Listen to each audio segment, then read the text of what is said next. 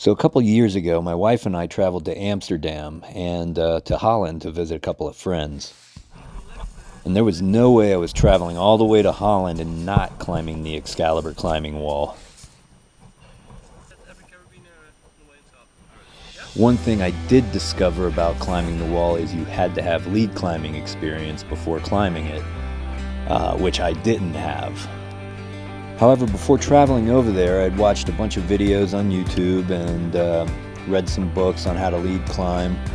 And I had set up climbing holds and anchors in my garage.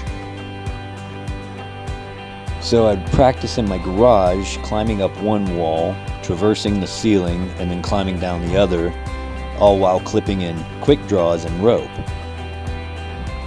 So by the time I got to Holland and got to the Excalibur climbing wall, I felt I had enough practice in my garage lead climbing to feel comfortable enough to lie to them and say I had lead climbing experience.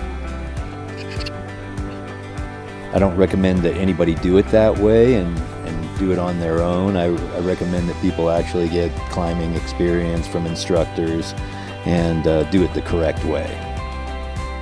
So just a heads up to anybody going over there and wanting to climb the Excalibur climbing wall, you will need to tell them that you have lead climbing experience. And if you happen to Google it and it says that this is the world's tallest freestanding climbing wall, that's not true.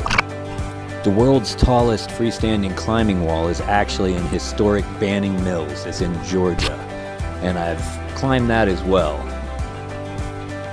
It's not quite as cool or iconic as the Excalibur wall, but it's still a good climb, and you don't have to have lead climbing experience.